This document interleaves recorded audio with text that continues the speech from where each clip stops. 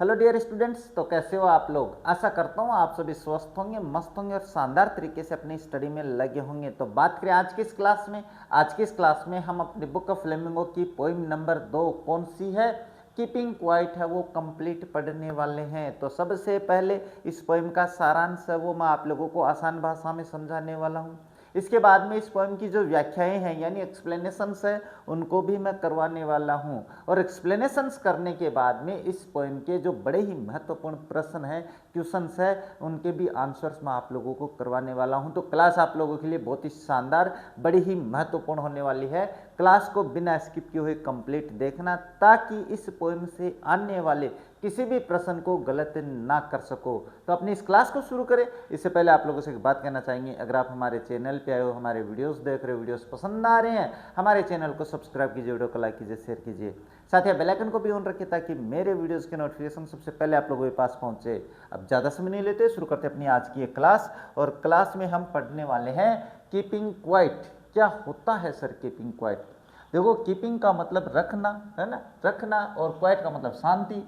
तो क्या हो जाएगा, शांति रखना। शांति रखने का मतलब चुप रखना। मैं एक बार ये तो बता देता हूँ इसका अर्थ क्या होता है। रखना, शांति मतलब क्या हो गया, चुप रहना। अब ये चुप रहना क्यों कहा गया है, कवि क्या कहना चाहता है भाई, इस सारांश से क्या कहना चाहते हैं कवि?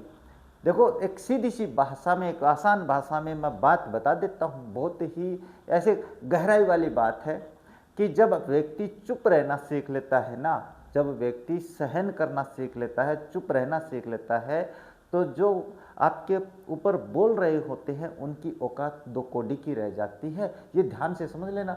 अब देखो, इसमें क्या कहना चाहता है कवि? कवि इसमें अपने पास ये बताना चाहता है, देखो पहले अपन अबाउट द पोइट है वो पढ़ लेते हैं, इसके बाद में अपन बात करेंगे अपनी बाकी सारी जो चर्चा है। बढ़िया पोइम है, एक अच्छी पोइम है जिससे आपको कुछ सीखने को मिलने वाला है ना। ये ध्यान से समझ लेना, कुछ अच्छी बातें सीखेंगे इससे, कुछ अपन गौर भी करेंगे कि हम क्या कर रहे हैं इस भाग दौड़ भरी जिंदगी में, थकना मना वाली।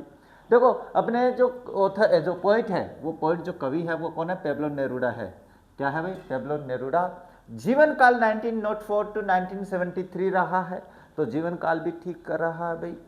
अब बात करें, is the pen name of the Neftali Ricardo Reyes Basoalto who was born in the town of Parral in Chile. अब बात करें इनके बारे में, तो इन्होंने ये जो पेब्लो नेरुडा नाम रख रखा है ना, ये शॉर्ट नेम, निक नेम रख रखा था किसका? नेफ्टली रिकार्डो रेस बोसाल्टो, लंबा नाम था भाई। तो सोचा कि बच्चों को याद नहीं होगा तो पेब्लो नेरुडा रख देते हैं। अब ये नाम याद करोगे कि ये नाम याद करोगे, तो देख लेना आप लोग।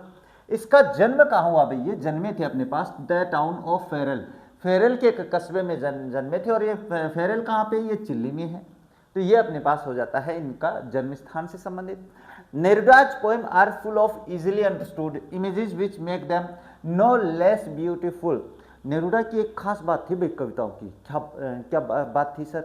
इसकी खास बात थी कि बहुत ही आसान भाषा में लिखी है और एक बहुत ही आसान तरीके से आपको समझ में भी आने वाली है। जैसे हम कविता पढ़ेंगे आपको बहुत ही आसानी से समझ में आने वाली है। सर ये तो बहुत ही सरल कविता है।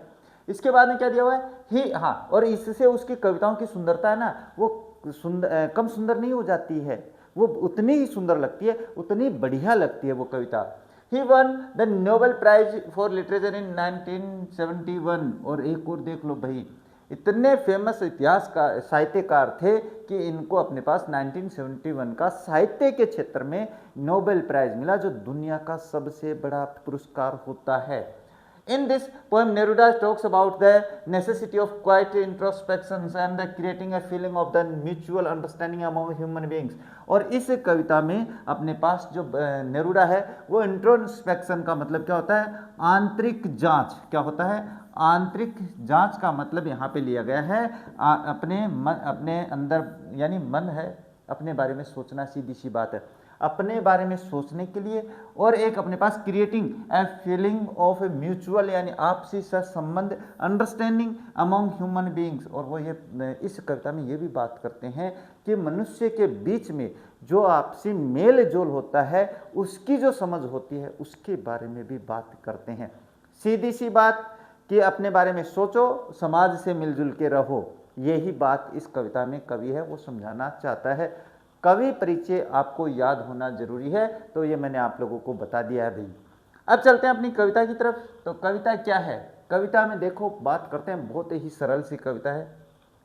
कवि क्या चाहता है? कवि हमसे चाहता है कि आप थोड़ी सी समय के लिए चुप रहो, बिल्कुल शांत, यहाँ तक कि आप अपना काम धंधा सब कुछ छोड़ दो, आप अपने यानी बिल्कुल शांत होकर बैठ जाओ।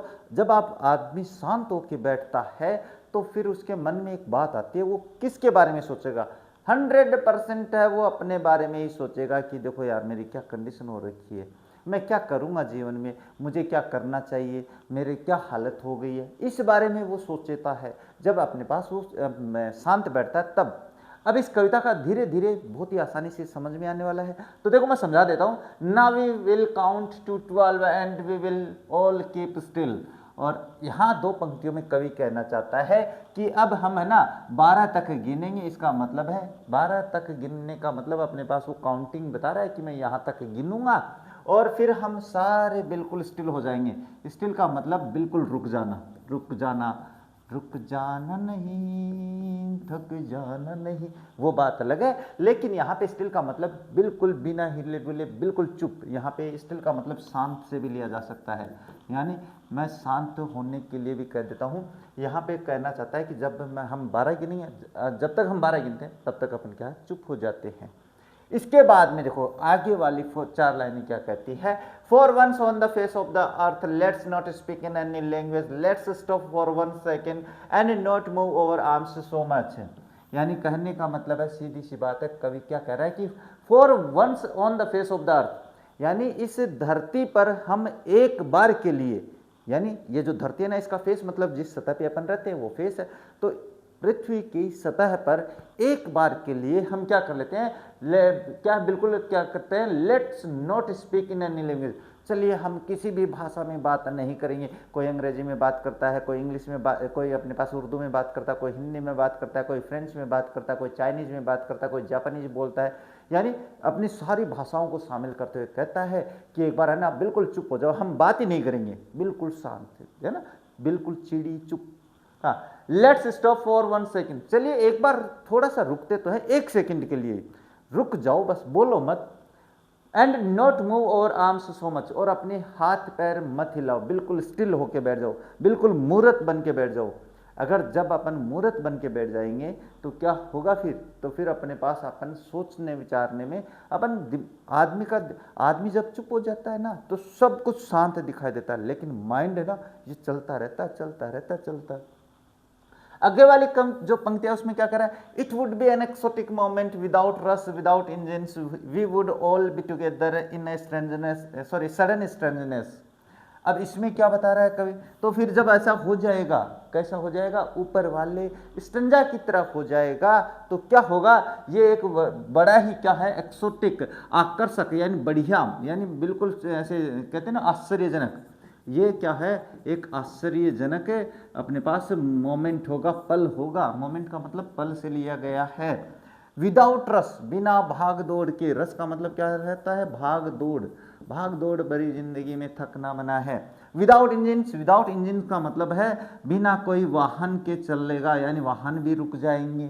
जब आदमी अपने हाथ पैर नहीं हिलाएगा तो वाहन तो रुकनी है, वाहनों का भी कोई शोर शराबा नहीं होगा। We would all be together, फिर लगेगा हम सभी एक साथ हैं। जब अपन क्या करते हैं, प्रार्थना में खड़े होते हैं और बिल्कुल शांति होती है, जब हम एक भीड़ में खड़े हैं और बिल्कुल शांत हो जाता है वातावरण, तो फिर ऐसा लगता है कि हाँ हम सब एक साथ हैं, तो बिल्कुल वैसा ही हमें लगेगा। इन ए सडन स्ट्रेंजनेस, और ये बिल्कुल अचानक एक अजीबपन हो जाएगा। अजीब स्ट्रेंजनेस यानी अजीबो गरीब घटना में आश्चर्यजनक अजीब जो है ना स्ट्रेंजनेस हो जाएगी। तो ये बात समझ में आई कि कहने का मतलब है बिना किसी भाग दौड़ के ये बढ़िया आश्चर्यजनक बड़ा आनंददायक पल होगा, जब लगेगा कि हाँ अब हम साथ हैं भाई। नहीं तो वो पता नहीं कहाँ खोया हुआ है, ये कहाँ खोया हुआ है। आजकल तो मोबाइल की दुनिया में है, घर में 5-5 मोबाइल है, बच्चा वहाँ पे है, माँ बाप यहाँ पे है ना, ऐसी कंडीशन भी हो चुकी है। तो ये कंडीशन चाहता है कवि। नेक्स्ट क्या है, नेक्स्ट आप लोगों के पास, fisherman in the cold sea would not harm whales and the man gathering salt would look at his hurt hands. ये एक बात बता देता हूँ, ये जो स्टंजा है ये बड़ा ही महत्वपूर्ण स्टंजा है, हमेशा रिपीटेड होता रहता है एक्सप्लेनेशन के लिए, किसके लिए भाई? एक्सप्लेनेशन के लिए। मैं करवाने वाला हूँ, चिंता मत करो, आगे मैंने सब कुछ व्यवस्था कर रखी है, सब कुछ बता रखा है। अब पहले इसका अर्थ समझते हैं। देखो, fisherman in the cold sea would not harm whales. यहाँ पे कवि ये कह रहा है कि अपने पास जो फिशरमैन मछुआरे हैं, जो कि मछली पकड़ते हैं, वो ठंडे समुद्र में जाएंगे नहीं, और ठंडे समुद्र में नहीं जाएंगे और वहाँ पे अपने पास जो वेल मछली है उसको नुकसान नहीं पहुँचाएंगे, मछलियाँ नहीं पकड़ेंगे। और and the man gathering salt would look at his hot hands. और उन्हीं समुद्रों के किनारे जो लोग नमक निकालने का काम करते हैं, फिर क्या करेंगे? वो लोग अपने हाथों को देखेंगे भाई, उनके जो चोटिल हाथ है। अब आप कहोगे चोटिल हाथ कैसे हो गए? चोट लगे हाथ है, लगे हाथों को देखेंगे वो। कैसे? कि भाई अपने पास जब समुद्र के किनारे नमक निकालते हैं तो उनके हाथ कट जाते हैं। और जब अपने पास कवि ने जैसा कहा है कि चुप हो जाएंगे, शांत हो जाएंगे, कोई काम नहीं करेंगे, तो वो बैठकर विचार करेगा। क्या विचार करेगा? वो अपने हाथों को देखेगा और फिर विचार करेगा, मैंने भाग दौड़ जिंदगी में देखो कितना मेरे हाथों को नुकसान पहुंचा दिया। फिर वो अपने बारे में सोचना शुरू करेगा। आज की इस भाग दौड़ भरी जिंदगी में यही हो चुका है, इंसान अपने बारे में सोचना बंद कर दिया है। यानी इंसानों ने अपने बारे में बिल्कुल भी बंद कर दिया है सोचना, बिल्कुल दिमाग नहीं लगाता अपने बारे में, अपने साथ क्या हो रहा है कुछ नहीं सोचता है। ये बात अपनी इस वास्ट जो अपनी 21st जो सेंचुरी है इसमें लागू होती है ये। इसके बाद में क्या है? हाँ, ये अपने दोनों बातें हो गई भी। इसके बाद में देखो, those who prepare green walks wars with gas war with fire victory with no survivors would put on clean clothes and walk about with their friend brothers in the shades doing nothing. ये stanza भी आप लोगों के पास repeated होने वाला होता है भाई, इंपॉर्टेंट है ये पैराग्राफ भी, ये स्टंजा भी। और अगर अपने पास ये दोनों नहीं है तो मैं पहले अपन ये बात कर लेते हैं, बाद में अपने एक्सप्लेनेशन का तरीका बताऊंगा। मैंने पीछे वाली कविता में आप लोगों को एक एक्सप्लेनेशन करने का शानदार फॉर्मेट पहले ही समझा दिया है, उसको देख लेना, तुरंत समझ में आ जाएगा। मैंने नाम भी बताया था इस कविता का, ठीक है। अब क्या है? Those who prepare green Wars. अब जब अपने पास क्या हो जाएगा, कवि ने कहा था ना कि सब चुप हो जाएंगे, तो क्या होगा? Those who prepare green Wars, यानी वो जो हरित गैस करते हैं, हरित युद्ध करते हैं। हरित युद्ध का मतलब क्या होता है? अपने पर्यावरण को नुकसान पहुंचाने वाला जो युद्ध है, जिसमें वो क्या करते हैं? War with gas. गैस का मतलब यहाँ पे जहरीली गैसों से लिया गया है, केमिकल वेपन्स के द्वारा जो युद्ध होते हैं। जैसे किसी हिरोशिमा पे अपने पास परमाणु बम गिराया गया था, तो वो तो चलो अपने पास क्या रेडिएशन था। आजकल तो अपने पास केमिकल रिएक्शन से क्या होता है, लोगों को बीमार कर देते हैं या वो तुरंत मर जाते हैं। ऐसा वो अपने पास ऐसी जहरीली गैसों से युद्ध करते हैं।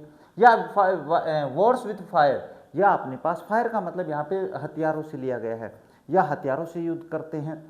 विक्ट्री विथ नो सर्वाइवर्स, और जब लोग ऐसा युद्ध करते हैं कि जब से अपने पास परमाणु, अगर परमाणु अपने पास युद्ध शुरू हो जाता है तो दुनिया में 1% जनसंख्या भी नहीं बचेगी।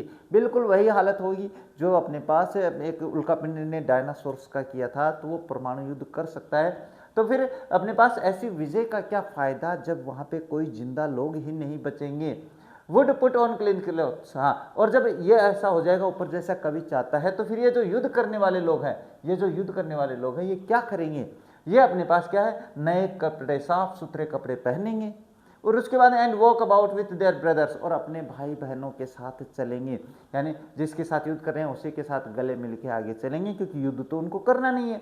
इन द शेड डूइंग नथिंग, और छांव में, शेड का मतलब छांव में लिया गया है डूइंग नथिंग, कुछ नहीं करते हुए, बस अपने बारे में बातें करते हुए हैं। वो क्या करेंगे? अपने पास आगे चलते रहेंगे। यानी युद्ध है वो समाप्त हो जाएगा, युद्ध होगा नहीं, तो फिर वो अपने भाइयों से गले मिल के उनके साथ चलेंगे। इसके बाद में क्या दिया हुआ है? इसके बाद में दिया, देखो अब कवि अपने जो विचार है वो व्यक्त करना चाहता है। कवि क्या विचार कर रहा है? What I want should not be confused with total inactivity. Life is what is about. It is about. I want no truck with death.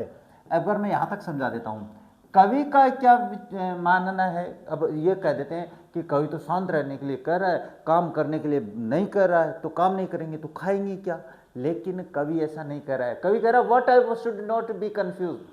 कवि कह रहा है कि जो मैं चाहता हूं उसके बारे में कंफ्यूज नहीं होना आप लोगों को, कोई ऐसे मन में संदेह मत ले आना। मैं क्या कह रहा हूं? विथ टोटल इनएक्टिविटी, मैं टोटल इनएक्टिविटी का समर्थक नहीं हूं। इनएक्टिविटी यानी अक्रिय, अक्रिय का मतलब बिल्कुल कोई काम नहीं किए हुए, अक्रिय। मैं अक्रिय होने के लिए नहीं कह रहा हूँ। ऐसा नहीं कि आप काम धंधा बंद कर दो कवि के कहने पे और बैठ जाओ घर पे कि देखी जाएगी होगी जो, वैसा नहीं करना है। कवि ऐसा भी नहीं चाहता है। हाँ, life is what is it about, जीवन वही है जो जिसके बारे में है। इसके बाद I want no truck with death, मैं नहीं चाहता कि मैं अपने पास से वहीं बैठे बैठे बिल्कुल एक जैसे ट्रक से मृत्यु आ जाए कि बैठे हैं सामने से ट्रक आ रहा है और अपने पास क्या यानी मौत से टकरा जाऊं बैठे बैठे बिना काम के। ये ट्रक विथ वैसे लिया गया है, ऐसे नहीं है कहीं देखो ट्रक से टकरा के मृत्यु वाला नहीं लिया गया है। यानी मैं ऐसा नहीं चाहता कि लोग बैठे हैं और बैठे बैठे वहीं पर मर जाए, मैं ये भी नहीं चाहता हूँ। इसके बाद if we were not so single minded about keeping our lives moving and for once could not do nothing, perhaps a huge silence might interrupt this sadness of never understanding ourselves and of threatening ourselves with death। चलिए यहाँ से मैं बता देता हूँ ये क्या कह रहा है। ये कह रहा है if we were not so single minded, अगर हम इतने सिंगल माइंडेड, यानी सिंगल माइंडेड का मतलब केवल अपने बारे में सोचने वाले नहीं होते। ये कह रहा है इफ़ वी वर, यहाँ पे ये जो वर है ना, ये अपने पास कौन सी कंडीशन है, ये इनफुल सॉरी ये अपनी कंडीशन नंबर 2 जिसको मैं इम्पॉसिबल कंडीशन कहता हूँ या क्लोज्ड कंडीशन कहता हूँ, ये वो है। अगर हम ऐसे सिंगल माइंडेड नहीं होते, केवल अपने बारे में ही सोचने वाले नहीं होते, यानी केवल सेल्फ अपने बारे में केवल अपने बारे में ही सोच रहा होता है, अबाउट कीपिंग और लाइफ मूविंग, और अपने बारे में क्या है केवल अपने ही जीवन को चलने में लगाए रखता है, यानी केवल अपने बारे में सोचता रहता है कि मेरा काम बनता भाड़ में जाए जनता, ऐसा नहीं होता। अगर अपन ऐसे नहीं होते ना तो फिर and for once could do nothing, और एक बार हम कुछ नहीं कर सकते, परहैप्स ए ह्यूज साइलेंस, फिलहाल हम कह सकते हैं कि विशाल शांति हो सकती है, माइट इंटरप्ट दिस सैडनेस, तो फिर वो आपके पास क्या है जो इतनी बड़ी शांति है वो आपको थोड़ा सा ये जो दुखी भाव है ना इसको बाधित कर सकते थे। इंटरप्ट का मतलब होता बाधा पहुंचा देना, सैडनेस में बाधा पहुंचाने का मतलब दुख भाव में बाधा कैसे, चलिए मैं बता देता हूँ। आप बैठे हो सोच रहे हो विचार कर रहे हो तो आप दुख में डूबे हुए हो, क्या करूं क्या नहीं करूं, क्या करूं कि क्या नहीं करूं, इतने में आपके फ़ोन की घंटी बजती है और आपका बिल्कुल घनिष्ठ मित्र फ़ोन करता है, तो फ़ोन देखते आपका जो मन था ना वो मन ध्यान में चला भटक जाएगा और आप वो दुखी भाव को छोड़ दोगे। और अपने 10th की कविता थी कि नहीं थी, है ना, अपने पास है हेमलॉक ट्री वाली, वो आपको याद नहीं आई होगी, कोई बात नहीं है मैं बता देता हूँ। उसमें भी ऐसे ही ध्यान भटकाता है कवि अपना, of never understanding over salvage, और इससे क्या होता है कि हम कभी अपने आप को नहीं समझे, end of threatening over salvage with death, और हम हमेशा अपने पास ये लगे रहते हैं कि मृत्यु का डर, मृत्यु की जो चेतावनी होती है धमकी जो होती है उससे हम हमेशा डरते रहते हैं। तो बस ये था अपने पास। इसके बाद मैं बता देता हूँ, Perhaps the earth can teach us as when everything seems dead and later proves to be alive. No, now I will count up to 12 and you will keep quiet, I will go. चलिए ये मैं बता देता हूँ, कई बार ये भी आ जाता है 3 पंक्ति वाला, Perhaps the earth can teach us, हाँ शायद हमें ये पृथ्वी सिखा सकती है। क्या सिखा सकती है पृथ्वी सिखा सकती है as when everything seems dead, जब पृथ्वी हमें क्या सिखा, जब हर चीज़ मृत दिखाई देती है, जब हर चीज़ अपने पास मरी हुई दिखाई देती है, तब क्या होता है later be prove to be alive, तो फिर वो बाद में अपने पास जिंदा लग सकती है। क्या कहना चाहता है इन पंक्तियों में कवि ये कहना चाहता है कि मान के चलिए गर्मी पड़ी और पेड़ पौधे सूख गए, है ना, पेड़ पौधे सूख गए तो हम सोचते हैं यार ये तो पेड़ मर जाएगा, अभी टूट जाएगा, बिखर जाएगा, लेकिन अगले ही पल बारिश होती है, पेड़ फिर हरा भरा हो जाता है। तो पृथ्वी हमें ये सिखा सकती है कि जो चीज़ मृत दिखाई दे रही है वो बाद में जिंदा भी हो सकती है, बिल्कुल अपने पास खिल सकती है, यही बता रहा है। And later prove to be alive, ये हो गया। इसके बाद नाउ अब मैं 12 तक गिनूंगा और आप सब शांत हो जाना और मैं यहाँ से चला जाऊँगा, मैं नहीं जाऊँगा, हाँ मैं तो अभी और भी पढ़ाऊँगा। चलिए ये कविता हो जाती है कंप्लीट। अब देखो मैं बात बता देता हूँ, ये कविता कंप्लीट हो चुकी है, उसके कुछ एक जो एक्सप्लेनेशन वाले हैं, एक्सप्लेनेशन का भावार्थ मैं फिर समझा देता हूँ यहाँ पे कि एक्सप्लेनेशन का तरीका मैं एक बार छोटी सी भाषा में समझा देता हूँ कि एक्सप्लेनेशन कैसे करनी है। मैंने अपनी पीछे की कविता में भी आपको समझाया भाई, है ना, पीछे की कविता में समझा रखा है, फिलहाल मैं दोबारा समझा देता हूँ आप लोगों को, क्यों ये समझाना जरूरी भी है आप लोगों के लिए। चलिए एक्सप्लेनेशन करते हैं कि एक्सप्लेनेशन होती कैसे है। अब आगे वाली कविताओं में मैं नहीं बताऊंगा भाई, क्योंकि मैंने अपनी जो माय मदर एट 66 है उसमें भी बता दिया है और अब इस कीपिंग क्वाइट में भी बता रहा हूँ, तो इसमें दोबारा बताने की आवश्यकता नहीं है। देखो अपने पास क्या होता है, कोई भी स्टंजा आ जाए, है ना, कोई भी स्टंजा आ जाए तो उसके दो शब्द अपने को लिखने हैं। जैसे मैंने यहाँ पे इट वुड और सडन स्ट्रेंजरनेस लिख रखा है ना, तो जैसे इट, कोई भी स्टंजा आ जाए, इट वुड, और यहाँ पे मैं एक बार डॉट डॉट करते हुए आपको बता देता हूँ, यहाँ तक अंत में वो दो शब्द और लिख देना जो उस स्टंजा के होते हैं। पहला काम तो यही करना है, क्योंकि आपके पास दो आती हैं, एक अथवा में होती है। अब ये लिखने का कोई मैटर नहीं है, आपकी पासबुक वगैरह में हो नहीं हो पता नहीं है, लेकिन इस ऐसे लिखने का तरीका, कारण क्या है इसका लिखने का कारण ये है, क्योंकि अपने पास जब टीचर के पास आपकी कॉपी जाती है ना, टीचर के पास आपकी जब कॉपी जाती है तो वो तुरंत इसको देखते ही समझ जाता है कि हाँ भाई बच्चे ने ऊपर वाला पैराग्राफ की स्टंजा किया कि नीचे वाला, इसलिए इसको लिखवाते हैं। इसके नीचे मैंने आप लोगों को बता दिया था भाई क्या लिखेंगे, इसके नीचे लिखेंगे रेफरेंस। क्या लिखेंगे, रेफरेंस। लिखने का मैंने तरीका बता दिया आप लोगों को, तो वो देख लेना, इसको अंडरलाइन करेंगे और रेफरेंस को यहाँ से शुरू करना, जो भी लिखना आप लोगों को, ये अपन ने यहाँ पे लिख लिया भाई, और मैंने बहुत ही आसान भाषा में पिछली बार समझा दिया, तो देख लेना भाई। इसके नीचे अपन कॉन्टेक्स्ट लिखेंगे, तो कॉन्टेक्स्ट भी बता देता हूँ, ये मैं यहाँ से अपन क्या करेंगे, यहाँ से लिखेंगे भाई इसको, इसके नीचे से इसको अंडरलाइन कर देंगे कॉन्टेक्स्ट में। इसके नीचे आपको क्या लिखनी है, एक्सप्लेनेशन करनी है। क्या करनी है भाई, एक्सप्लेनेशन करनी है, और एक्सप्लेनेशन को भी अंडरलाइन करेंगे और इसको भी यहाँ से शुरू करेंगे, इससे नीचे वाली लाइन में। इसके नीचे जैसे मान के चलिए यहाँ तक आ गई, तो इसके नीचे लिखेंगे क्रिटिकल नोट। क्या लिखेंगे भाई, क्रिटिकल नोट है वो लिख देंगे, और पॉइंट नंबर 1 यहाँ पे, पॉइंट नंबर 2 यहाँ पे। ये आपका पैटर्न है जो मैंने पीछे वाली क्लास में समझा दिया है। अब मुझे बारंबार क्लास को बड़ी करने की क्या है, ज़रूरत नहीं है। तो चलिए देखते हैं। अब देखो इसका पहला स्ट्रेंजर कौन सा, इट वुड डैश डैश करते हुए सडन स्ट्रेंजनेस, ये यहाँ पे पहला स्ट्रेंजर है। अब रेफरेंस लिखने का एक आसान तरीका मैंने बता दिया था, पिछली कविता में भी मैंने समझाया था कि रेफरेंस में अपन क्या लिखते हैं, उस कविता का नाम लिखते हैं जिस कविता से वो स्ट्रेंजर आया है, और उस कवि का नाम लिखते हैं जिसने वो कविता लिखी है। रेफरेंस का मतलब मैंने बताया था पिछली बार, क्या होता है भाई, संदर्भ होता है। क्या होता है, संदर्भ होता है। अब लिखने का तरीका, तो these lines have been taken from the poem keeping quiet, it was composed by Pablo Neruda, बस इतने से करनी है, ये आपका रेफरेंस हो जाता है। अब इस कविता का, इस पोएम का दूसरा स्ट्रेंजा आ गया, ये नहीं आया, मान के चलिए दूसरा आ गया, जो मैंने बता दिया, अर्थ वाला हो सकता है, फायर आर्म फिशरमैन वाला हो सकता है, इसके अलावा वार्स वाला हो सकता है। तो आपके लिए रेफरेंस तो सेम ही है, तो प्रत्येक कविता का रेफरेंस आपको याद करना है, ध्यान से समझ लेना। कॉन्टेक्स्ट में भी आपको क्या लिखना होता है, इसका मतलब होता है प्रसंग। क्या होता है भाई, इसका मतलब होता है प्रसंग, और प्रसंग में आप क्या लिखते हो, प्रसंग में उस कविता का थोड़ा सा सारांश लिखते हो कि इस कविता में कवि क्या कहना चाहता है, कविता में कवि क्या कहना चाहता है। तो देखो इन दिस पोएम, इस कविता में देखो मैंने बता दिया, प्रसंग में आपको कुछ और भी बताया जा सकता है, लेकिन मैं जो बता रहा हूँ वो वास्तविक सत्य बात है। In this poem the poet tells about the benefits of the keeping quiet, इस कविता में कवि चुप रहने के फायदे दर्शाता है।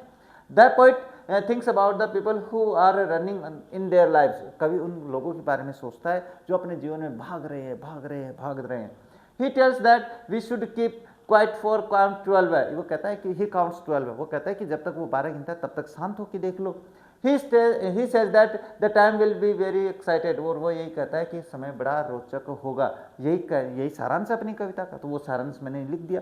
अब बात करें कि दूसरा स्ट्रेंजा आ गया, तो रेफरेंस और कॉन्टेक्स्ट दोनों सेम हो गए, ये बात दिमाग में आई। अगर आ गई तो मान के चलो आपने अपनी जो एक्सप्लेनेशन करने का तरीका वो सीख लिया। एक्सप्लेनेशन में क्या करते हैं, एक्सप्लेनेशन में आपको जो पंक्तियां दी हुई ना, ये पंक्तियां, इन पंक्तियों में इस स्टंजा में कवि क्या कहना चाहता है, तो देखो इसमें क्या, इन दीज लाइन्स, इन पंक्तियों में the poet says that when we will be quiet then this moment would be very unusual, कवि इन पंक्तियों में कहता है कि जब अपन चुप हो जाएंगे तो बड़ा ही असामान्य, सडन स्ट्रेंजनेस यानी बड़ा असामान्य समय होगा। There will be no rush in the world, दुनिया में कोई भाग दौड़ नहीं होगी। There will not be any noise of engine of vehicle, वहाँ पे अपने पास व्हीकल की कोई आवाज़ नहीं होगी। इसके बाद में फैक्ट्रीज की आवाज़ नहीं होगी, अदर्स एक्सेट्रा, और इसके अलावा कोई और आवाज़ भी नहीं होगी। There will a perfect silence in the world, वहाँ पे एक पूर्ण शांति होगी दुनिया में। We will share over unusual experiences, हम अपने जो असामान्य अनुभव है उनको शेयर करेंगे, बांटेंगे एक दूसरे से। That will be a very strange moment, वो एक बड़ा ही अजीब समय होगा, क्षण होगा। That will be a moment for inward, और ये जो समय होगा वो अपने आंतरिकता के लिए होगा, अपने अंतर्मन के लिए होगा। क्रिटिकल नोट में बात करें तो क्रिटिकल नोट हमेशा, ये देख लो, अब इस कविता के लिए कोई दूसरा स्टैंजा आ जाए तो यही पंक्तियां कर सकते हैं। क्रिटिकल नोट में, विश्लेषणात्मक टिप्पणी में, the poet truly explains about humans activities, बहुत ही सत्य तरीके से कवि है वो मनुष्य के एक्टिविटीज को दोहराता है, दर्शाता है। He uses literary terms as simile and metaphor, वो अपने पास इस कविता में मेटाफर्स और सिमिली जैसे अलंकारों का भी प्रयोग करता है तुलनात्मक करने के लिए। तो ये आपके पास व्याख्या हो जाती है इसकी। अब इसके बाद में क्या करें, तो इसका स्क्रीनशॉट ले लेना भाई। इसके बाद देखो बात करते हैं, इसके बाद में एक और बताया मैंने, फिशरमैन वाला, मैंने कहा था ना इंपॉर्टेंट है, इंपॉर्टेंट चीज़ तो करवानी जरूरी है आप लोगों को। फिशरमैन वाला, तो उसके दो शब्द या एक शब्द लिखने के, ऐसे कहोगे सर आपने तो दो बता दिए, एक ही लिखा है। बड़ा शब्द है, एक लिख दो, डॉट करते हुए उस पंक्ति के अंत तक आओ और दूसरे दो शब्द लिख दो। तो अब जो टीचर है उसको पता चल गया भाई हाँ बच्चे ने फिशरमैन वाला किया है। इसमें भी देख लो रेफरेंस मैंने सेम लिखा है, तो ये बताने की आवश्यकता नहीं है, कॉन्टेक्स्ट भी बताने की आवश्यकता नहीं है। मैं ये सारांश बता देता हूँ कि कवि इन पंक्तियों में क्या कहना चाहता है। तो देखो कवि क्या कहना चाहता है, in these lines the poet describes about the moment when all will be silent and the fisherman will not go to sea for fishing and they will not hunt whales. इन पंक्तियों में कवि क्या कहना चाहता है कि जब लोग 12 तक गिनेंगे तो शांत हो जाएंगे, तो क्या होगा, ये उस समय जो मछुआरे हैं वो समुद्र में नहीं जाएंगे और जो मछलियां हैं उनका शिकार नहीं करेंगे और वेल मछली को नहीं पकड़ेंगे। Next, the poet tells that the man who gather salt in the sea, अब दूसरा ये बताता है कि वो उन लोगों की बात करता है जो लोग वहां समुद्र से नमक निकालने का काम करते हैं। द विल भाई यहाँ पे द है, they will see their hurt hands, वो अपने चोटिल हाथों को देखेंगे। By hurt hence the poet means that we are all forget of the pains in busy life, और इन हार्ट हैंड्स का प्रयोग करते हुए कवि ये समझाना चाहता है कि हम अपने दुखों को भूल गए हैं इस भाग दौड़ भरी जिंदगी में। तो बस यही इन 4 पंक्तियों का सारांश था जो मैंने लिख दिया है। क्रिटिकल नोट में वही क्रिटिकल नोट सेम रखा है, तो इसका मतलब है ये तो 3 आपके पास सेम हो गए, बस यही तो याद करना है। तो नंबर लाने का तरीका केवल मेरे पास है। चलिए नेक्स्ट बात करते हैं। नेक्स्ट आता है those who wars doing nothing, वही पैराग्राफ है वर्स वाला। मैंने कहा था ना कि इंपॉर्टेंट चीज आपके लिए मैं लेकर आता हूं, है ना। इस पंक्ति का दोनों शब्द लिख दिए मैंने यहाँ पे। रेफरेंस बताने की आवश्यकता नहीं है, कॉन्टेक्स्ट बताने की आवश्यकता नहीं है, तो फिर मैं बताऊंगा क्या, मैं बताऊंगा आपको एक्सप्लेनेशन कि इन पंक्तियों में कवि क्या कहना चाहता है। मैंने बता तो दिया लेकिन दोबारा समझा देता हूं कि एक बार सुनने से नहीं 2 बार सुनने से तो याद होगा ही आप लोगों को। The poet in these lines, यानी कवि इन पंक्तियों में, अब ये थोड़ी सी शुरुआत थोड़ी ढंग से नहीं हुई तो मैं बता देता हूँ। इन दीज लाइन्स, ये लो, हाँ एक ही तरीका रखो ना, इन दीज लाइन्स द पोएट, ये लो द पोएट, और बस ये पंक्ति यही तो लानी है, पीछे ही तो लानी है, बस इतना ही तो काम किया मैंने। अब थोड़ा सा अलग तरीके से बताए तो the poet in these lines appeals us to stop waging war, इन पंक्तियों में कवि हमसे वार रोकने को रिक्वेस्ट करता है। And thoughtless exploitation of the mother earth for the vested interest, और अपनी जो बिल्कुल व्यर्थ के इंटरेस्ट है, अपनी रुचियाँ, उनके लिए जो अपनी मदर अर्थ का मतलब अपनी माता पृथ्वी है, इसका जो एक्सप्लॉयटेशन हो रहा है, इसका जो नुकसान हो रहा है उसे रोकने के लिए कहता है। इसके बाद ही strongly condemns nuclear and the chemical wars, वो बिल्कुल ही घृणा मजबूती से क्या करता है, घृणा करता है, किससे करता है, बुराई करता है, nuclear and the chemical war की, यानी परमाणु हथियारों के साथ और केमिकल हथियारों के साथ जो युद्ध होता है इसके बारे में। विक्ट्री विदाउट ह्यूमन सर्वाइवर्स, और भाई सीधी युद्ध में विजय पाने का मतलब है नो सर्वाइवर्स, कोई लोग नहीं है वहाँ पे। The poet asks the people who are busy in the preparing for wars to stop their activities, यानी लोग कवि उन लोगों से भी कहना चाहता है जो युद्ध के लिए तैयारी कर रहे हैं, उनको रोकने के लिए कहता है। देयर एक्टिविटीज, उनके कार्य, reconsider their plans to fight destructive wars, और वो कहता है कि अपने पास रिकंसिडर, पुनर्विचार के लिए कहता है जो युद्ध के लिए तैयारी कर रहे हैं। He asks them to put on clean clothes and walk about with their brother Philo doing nothing. और वो उनसे ये भी प्रार्थना करता है कि वो अपने भाइयों के साथ, अपनी बहनों के साथ, अपने दोस्तों के साथ नए कपड़े पहन के कुछ नहीं करते हुए वहाँ पे उनके साथ चले, साझा करते हुए, अपने विचार साझा करते हुए। क्रिटिकल नोट मुझे बताने की आवश्यकता नहीं है, तो अब आप लोग ये कर सकते हो। क्यों कर रहे हैं, ये कर लोगे, अब मुझे पता है, स्क्रीनशॉट रख लेना ये लो। इसके बाद में हाँ, इसके क्वेश्चन देखो, मैंने जो इंपॉर्टेंट थे वो तो करवा दिए। अब इसके क्वेश्चंस बताएं, तो क्वेश्चंस क्या है? What will counting up to 12 and the keeping still help us to achieve? अच्छा, 12 तक गिनने और चुप रहने से हमें क्या उपलब्धि हासिल हो सकती है? बढ़िया प्रश्न है। देखो, if we count up to 12 and keep still, अगर हम 12 तक गिनते हैं और अपने पास शांत रहते हैं, it will give us some time to analyse our deeds. तो इससे हमारे जो डीड्स है, हमारी जो आवश्यकता है, अपने जो कार्य, उनके बारे में सोचने का समय मिलेगा। It will allow us some moment to think about the results of our activities. इससे हमें हमारे जो कार्य करने के कारण जो परिणाम हुए उन पे विचार करने का समय मिलेगा। कभी 10 मिनट के लिए शांत, बिल्कुल कुछ नहीं सुनना, आपका मन आपके बारे में सोचेगा भाई। हाँ, इसके बाद है people in the world are involve in the wars and are also damaging the environment in order to achieve their aims. और लोग क्या है, इस अपनी उपलब्धियों को हासिल करने में युद्ध कर रहे हैं और पर्यावरण को नुकसान पहुंचा रहे हैं। नेक्स्ट है, do you think the poet advocates total inactivity और डेथ? ये इंपॉर्टेंट प्रश्न है, याद रख लेना। क्या आप मानते हो कि कवि टोटल इनएक्टिविटी को पसंद करता है, पक्ष लेता है? तो क्यों? या मृत्यु को? तो इसमें कहता है no, the poet doesn't advocate total inactivity और डेथ। अक्रियता और मृत्यु का पक्ष नहीं लेता है भाई। He clarifies this in this poem that he wants all the people to just stop for a while in order to analyze their activities and their consequences. बस कवि ये चाहता है कि कुछ पल के लिए रुको, अपने कार्य को देखो और उसके परिणामों को देखो। बस कवि यही चाहता है, बाकी ये नहीं चाहता है अरे तुम हमेशा के लिए बैठ जाओ, ऐसा नहीं चाहता है कवि।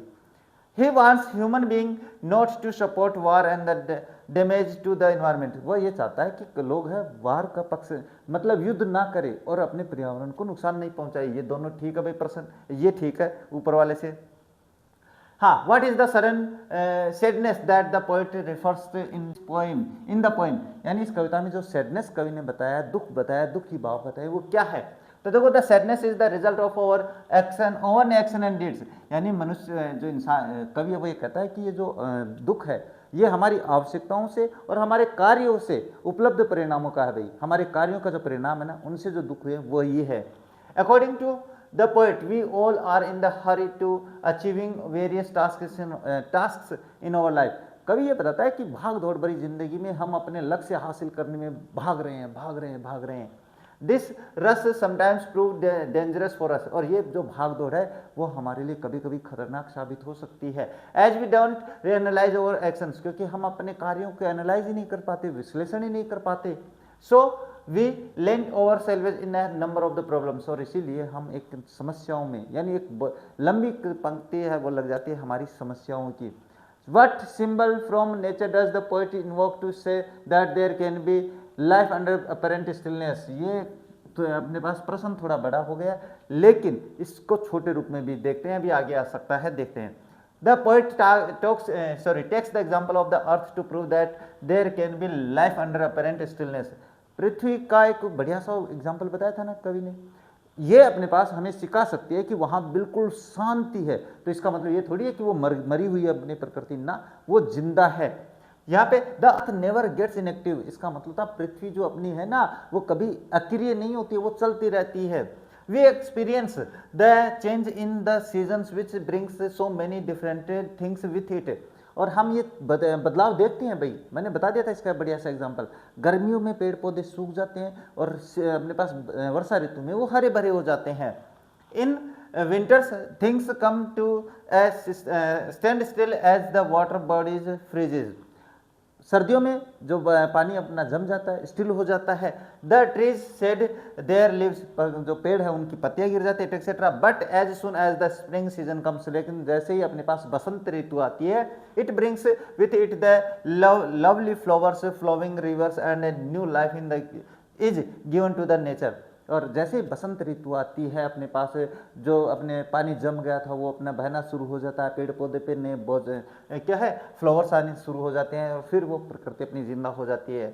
So the poet wants to convey that we should stay calm, but that doesn't mean that it will bring total inactivity or stillness.